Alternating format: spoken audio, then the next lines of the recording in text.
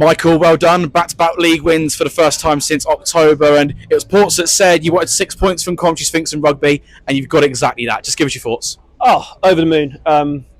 It was a brilliant performance from the lads today. We knew it'd be difficult coming here earlier when the pitch was in the way it is. It's not going to be the prettiest games, and you've got to roll your sleeves up. You've got to be resilient, and the boys were at 100% all over the pitch today, which was the most important thing. You've had to battle through the mud, you've had to battle through the sand. I think when we got here 3 or 4 hours ago, we had no idea if this game was going to be on, but fast forward those few hours, you're cherishing a really important win, and you've climbed up the table a few places as well. Yeah, we talk about momentum, don't we? And when you're in that forward momentum, winning games, you just want to keep bouncing into them. So for us, yeah, the game on today was brilliant, and the boys were right at it from minute one. I think it was another game where we controlled the game. I think with a better side, we limited Rugby to very little, but obviously towards the end they had a couple of chances, throwing bodies on the line. But like I said, this team's improving, they're giving us everything, and that's all we can ask. And when you're adding that little bit of quality now that we're adding to the group, it really does help. You were forced into a few changes today. No Jarvis Wilson due to an aggravation with his injury. Cairo Taylor obviously serving the first game of his 2-match ban. Just tell us a little bit about your approach to this game and, of course, the impact that the pitch would have had on that.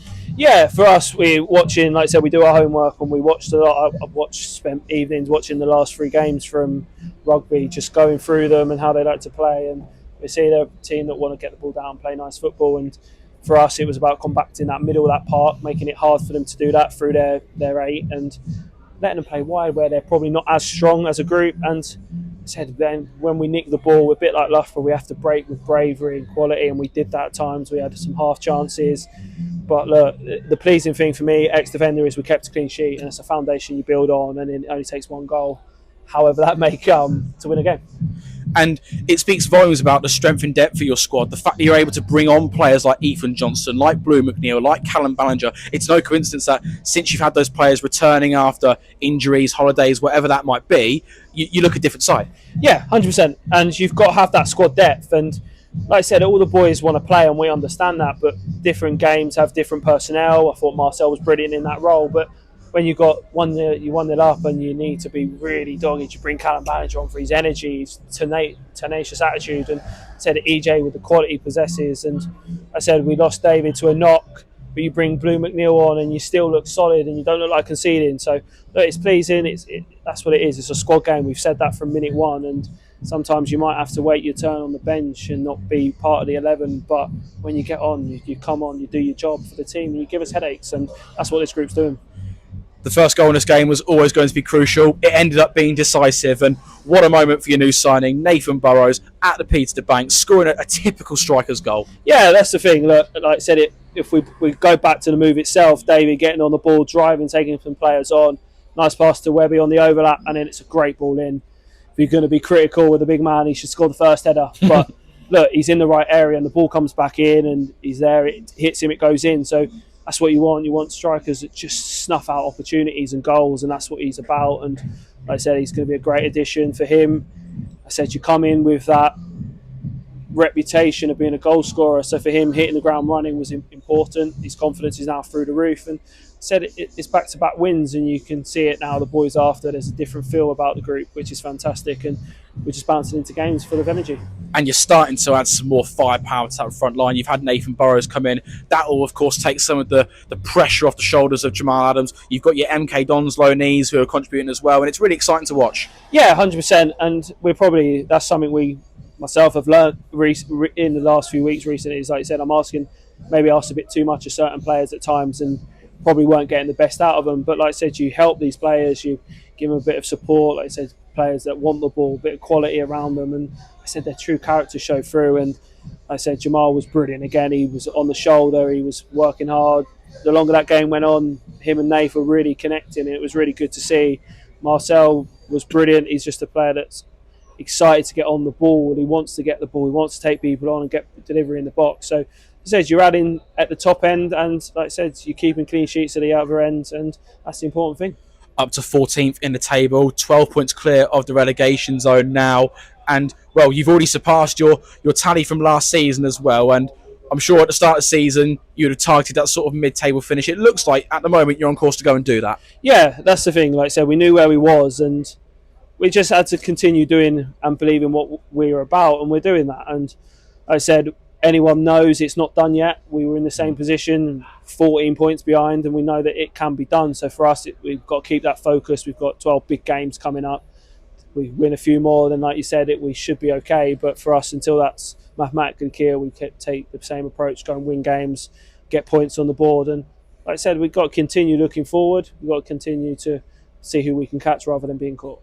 I just want to touch on your goalkeeping situation as well. And this is a question I really should have asked you last week. But firstly, just on Ben Heath. He's been a great servant for the football club. Left last week. Have you got any words that you want to say about him? Oh, like I said, it was a massive part of my time here so far, and he's an incredible footballer and an incredible lad. And I said this to him last week. It was not personal. And we had a good discussion about it, and we both said what we needed to say. And for me, like I said, we were always looking forward. If we can improve areas, then we will. And it was a decision that we didn't take lightly, but I think as to show today that it was a decision that's worked out the last couple of games. I think he was sweeping when the ball was in behind the back four. He came through, he cleared house, he commanded his box well, he done really well and thoroughly deserved his clean sheet.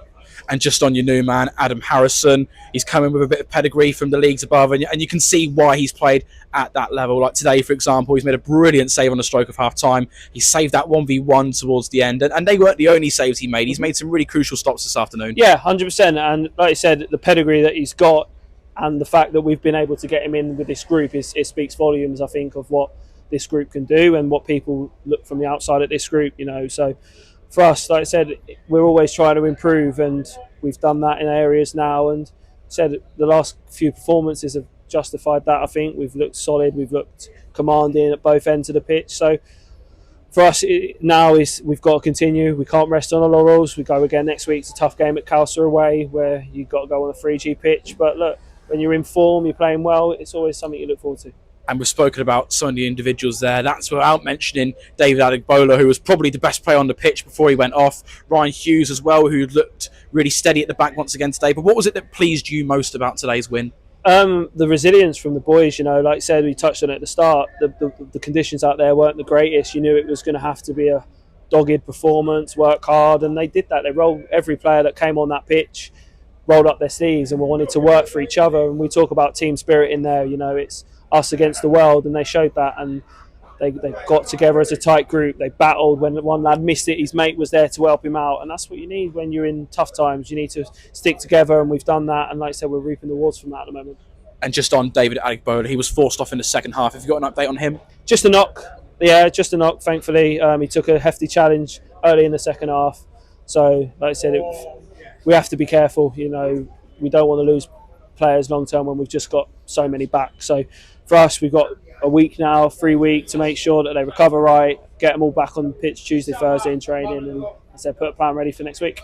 Sporting Calcer away next Saturday. I'm not sure if you've seen the results, but they've actually been beaten 6-1 by Worcester today. But I'm sure that'll be the least of your concerns. You'll be up against a side who are firmly in the playoff conversation. They came here, they dispatched us by 3-0, and I'm sure you'll be expecting a tough test next week. Yeah, the result today doesn't mean anything. It means that a team are going to be there trying to put a bad performance right. So they're going to come with an attitude to be better, and we need to match that first and foremost, and then we'll have the players where we think we can hurt them. So another exciting game. Like I said, you've got a team that have done really well this season, and we just got to go there, be ourselves, and play the game we want to play. Nathan, well done. What a way to introduce yourself to the Hayden Road crowd. Your first appearance, your first goal, and a winning goal as well. How pleased are you with that? Absolutely buzzing, mate. Buzzing. Couldn't wish for a better start. Just tell us a bit first about how the move came about. It was announced on Monday you were joining the Diamonds. Can you tell us about how it all started? To be fair, it was bumping into Calvin in Audi. And he said to me, look, he just basically said, look, we could do with someone. So that's basically how it started. A great story. In Audi. Yeah, and it's led to you scoring the winner at the Peter de Bank. Yeah. Brilliant, absolutely brilliant. Just tell us a little bit about, coming into this game, the pitch, we know how difficult it is. They were getting the sand out before kick-off. Yeah. Were you, as the players, were you aware of I guess, the game being on, and what was it like in that change room beforehand? It was tough, I think, especially with that pitch. It weren't in the best of states, was it? So it was tough, but look, we done what we had to do, didn't we? done what we had to do, battled.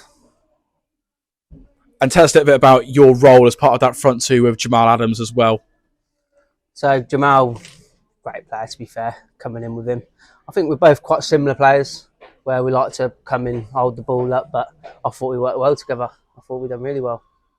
And on the balance of play, you had the better of the first half, had the better chances, just couldn't quite find that goal until the second period, where you've had to weather a bit of a storm at the start of the second half, but you've pushed on and you've shown that grit and determination to go and dig out a winner. Yeah, definitely. It was always going to be a tough game, wasn't it, against a team like that on that kind of pitch. It was always going to be tough. And how significant is this win against another side who are in and around where you are in the table? You've gained 3 points on them. You're now 12 points clear of the relegation zone with just 13 to go. Yeah, massive for us. Absolutely massive. And looking ahead to next week, Sporting Calcer away. It's going to be a big test there, there in the playoff conversation. I don't know nothing about them.